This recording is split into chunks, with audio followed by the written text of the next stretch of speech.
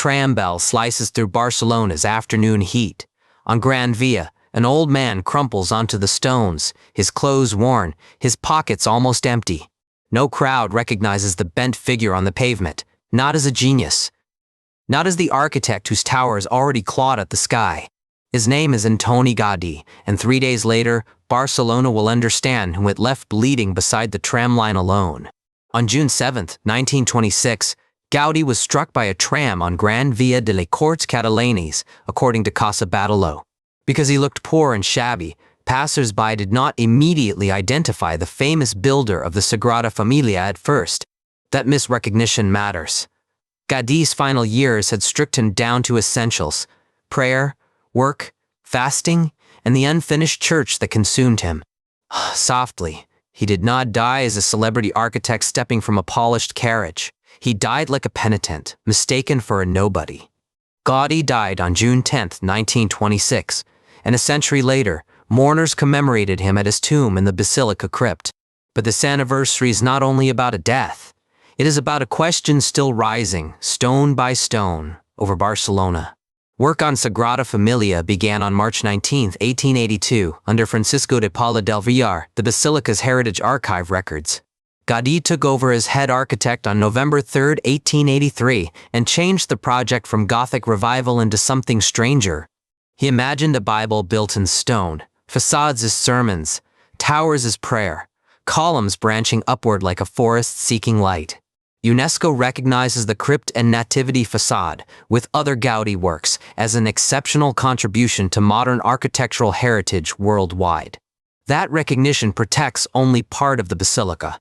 The rest remains a workshop, a building site, and a theological argument. Gaudí left plans, drawings, photographs, and plaster models, but he also expected later builders to keep interpreting his design faithfully. He once said, in Catalan, "First love, then technique. Not technique ignored, technique disciplined by devotion and humility before nature." Here is where the story gets uncomfortable. Love can preserve a dream. Love can also convince us we have permission to alter it. In 1936, during the Spanish Civil War, Gaudí's workshop burned, destroying many documents and plaster models used by his team. Oz. Imagine the architect's mind surviving as broken gypsum, scorched paper, memories, and the hands of disciples who had watched him work. The Basilica's archive preserves surviving heritage assets, including models, project documentation, photographs, and architectural fragments connected to Gaudí's design intentions. So every later decision carries a shadow. Is this Gaudí's line, a disciple's memory, a modern architect translating absence into stone? The 2026 commemorations included a floral tribute at Gaudí's tomb, marking 100 years since his death inside the crypt. They also centered attention on the Tower of Jesus Christ, blessed during Gaudí Year 2026, according to Sagrada Familia's official program. The Basilica states the tower reaches 172.5 meters, making Sagrada Familia the tallest church in the world by its announced height. Gaudí famously wanted the basilica lower than Montjuic because human work, he believed, should not surpass God's mountain nearby hill. That makes the new height more than an engineering milestone. It is a conversation with the dead, conducted in cranes and stone. For believers, completion can feel like obedience. Gaudí offered the design to God, not to a museum label or copyright office. For critics, completion can feel like ventriloquism. Modern teams speak through Gaudí's name, but the voice is partly theirs now. UNESCO's listing praises Gaudí's creative contribution and technical innovation, but it does not canonize every later addition to the basilica. That distinction is crucial. Heritage status is not a magic seal. It asks us to look carefully at layers instead. When you visit any historic place, ask 3 questions. What is original? What is restored? And what is interpretation today? At Sagrada Familia, those layers are visible. Weathered stone sits beside fresh carving. Hand calculation meets computer modeling. Pilgrimage meets ticketed tourism. Hushed. And tourism changes the argument. Millions arrive with cameras, but the building began as an expiatory temple funded by private devotion. Sagrada Familia's own heritage archive traces the project from Villar's first design through Gaudí's transformation and later conservation work efforts. The basilica is therefore not frozen. It is a relay race, and the baton is made of incomplete evidence still. Gaudi's tomb lies in the crypt of the basilica, the same building that became his life's final obsession and prayer. There is tenderness in that. The architect rests under the project that outlived him, hearing, if stone can hear, the chisels continue. But tenderness does not answer authorship. If a sculptor carves after Gaudi's death, whose hand does the visitor admire then? Maybe the honest answer is plural. Gaudi, his assistants, the archive, the builders, the donors, the city, and the church. The 2026 blessing of the Central Tower placed that plural inheritance inside a liturgy, not merely an architectural press event. A blessing says, this building is for worship. A crowd says, this building is also for the world watching now. Hold both truths at once. Sacred places can become public icons, but popularity may blur the silence that made them sacred. The phrase first love then technique was displayed during the 2026 Tower celebration, according to the official Sagrada Família account. It sounds gentle, almost simple. Yet for Gaudí, love meant discipline. Geometry studied from nature, stone pushed until it seemed alive. UNESCO highlights his innovations in architecture and building technology, especially the way structure, ornament, and symbolism became inseparable across sites. That is why the basilica resists easy categories. It is not medieval, not modernist in the tidy textbook sense, not merely eccentric. It feels grown, not built.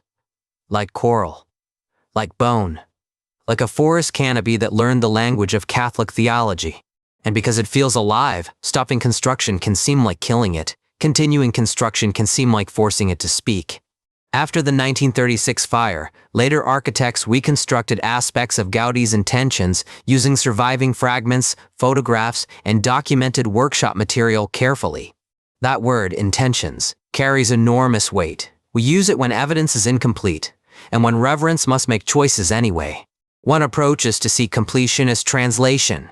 A translator can be faithful, brilliant, flawed, or intrusive, sometimes all at once. Gaudí's Barcelona was industrial, devout, politically tense, and artistically restless. The basilica absorbed all of that pressure into stone forms. Construction began in the 19th century, crossed the Spanish Civil War, endured dictatorship and democracy, and reached its centenary commemorations unfinished. Most buildings belong to one generation. Sagrada Familia has demanded generations, and each one has left fingerprints on the sacred surface. That could be beautiful. It can also be unsettling, because we prefer genius to arrive pure, single, and signed clearly. The UNESCO inscription covers 7 Gaudi properties in and near Barcelona, showing his influence beyond one unfinished basilica alone site. Casa Batlló, Park Güell, the crypt, the facade. Together they show a mind obsessed with structure, color, faith, and movement. Yet none carries the same moral pressure as Sagrada Familia, because here the unfinished state is part of its identity. Firmly, to finish it is to change it. To leave it unfinished is also a choice, and choices are never neutral. The 2026 centenary linked Gaudí's death, his tomb, and the Central Tower in one public act of remembrance and worship. That link matters. The man misrecognized on the pavement is now honored beneath a monument visible across the city skyline. But perhaps the better image is not the skyline. It is that wounded body, anonymous for a few terrible hours. There Gaudí becomes human again, not sainted stone, not tourist magnet. A frail old man whose dream outpaced his life. If you care about historic places, resist the easy before and after story. Preservation is rarely repair alone. It is argument, stewardship, and humility.